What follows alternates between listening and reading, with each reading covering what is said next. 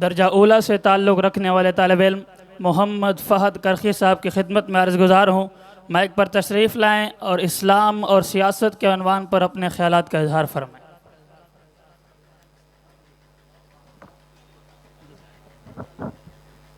دائیں طرف بہت جگہ خالی پڑی ہے، آپ حضرات کو بار بار یہی گزارش کی جا رہی ہے۔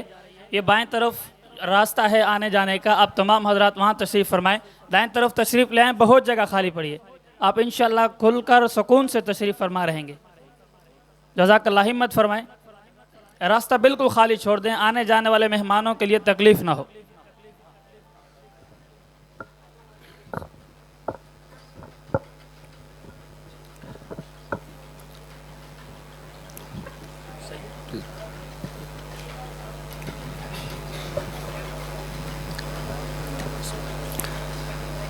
الحمد للہ وحدہ والصلاة والسلام علی من لا نبی بعدہ، اما بعد فاعوذ باللہ من الشیطان الرجیم، بسم اللہ الرحمن الرحیم۔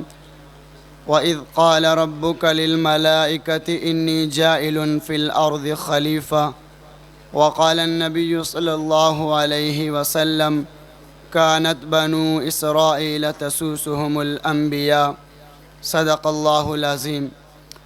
جناب صدر مجلس اور میرے محترم سامعین، آج میں آپ حضرات کے سامنے جس موضوع سے اپنے دامن تکلم کو آراستہ کرنے لگا ہوں وہ اسلام اور سیاست کے خوبصورت عنوان سے معنون ہے۔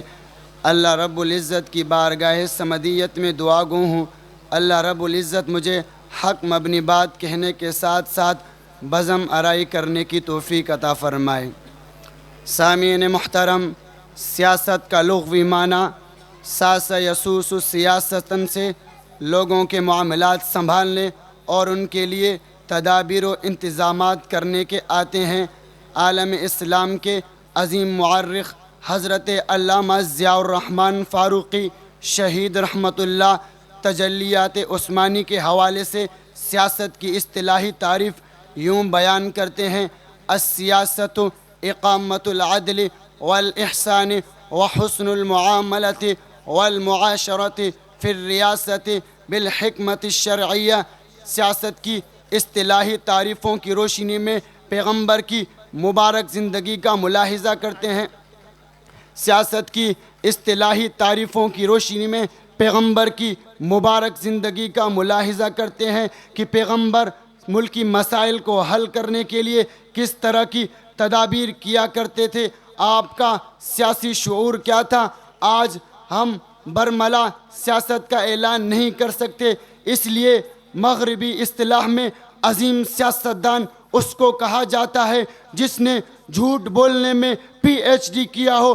مغربی اصطلاح میں عظیم سیاستدان اس کو کہا جاتا ہے جو عوام کو دھوکہ دینے میں مہارت رکھتا ہو، اور بڑا سیاستدان اس کو کہا جاتا ہے جس نے اپنے لیے وعدہ خلافی کو نصب العین بنایا ہو۔ جبکہ اسلام میں سیاست کی اہمیت کا اندازہ اس بات سے لگائیں کہ پیغمبر نے اپنی بعثت کے بعد اہل مدینہ کو مکہ کو 13 سالہ مکی زندگی میں توحید حقانیت اور اسلام کا درس دیا۔ اس کے بعد مدنی زندگی میں مکمل اسلامی ریاست قائم کر کے اس کے لیے خارجہ پالیسی بنائی، عدالتی نظام قائم کر کے لوگوں کے مسائل کو حل کرنے کے لیے بہترین انتظامات کیے، اور ارشاد فرمایا کانت بنو اسرائیل تسوسهم الانبیاء۔ آج اہل اسلام کے لیے ضروری ہے کہ وہ پیغمبر کے اس فرمان کو سامنے رکھ کر غاصبوں سے اپنے حق کو چھیننے کے لیے بیدار ہو جائے۔ دین اسلام سے بے خبر، سیاست کو اسلام سے الگ سمجھنے والوں کو یہ پیغام دے: جلال بادشاہی ہو کہ جمہوری تماشا ہو، جلال بادشاہی ہو کہ جمہوری تماشا ہو، تو جدا ہو دین سیاست سے تو رہ جاتی ہے چنگیزی۔ سامعین محترم، میرے پیغمبر جب مدینہ منورہ تشریف لائے تو آپ نے سب سے پہلے مسجد نبوی کی تعمیر کی تاکہ مسلمان اجتماعی صورت میں اپنی عبادت ادا کر سکے۔ ایک قائد کے پیچھے چل کر دین اسلام کے لیے راستہ ہموار کرے۔ میرے پیغمبر نے مسجد نبوی تعمیر کرنے کے بعد اپنے خطبے میں علل اعلان توحید و رسالت کا اعلان فرمایا۔ اس کے بعد مدینہ تشریف لے جانے کے بعد میرے پیغمبر نے دوسرا کارنامہ یہ انجام دیا، آپ نے مکہ کو حرم قرار دیا۔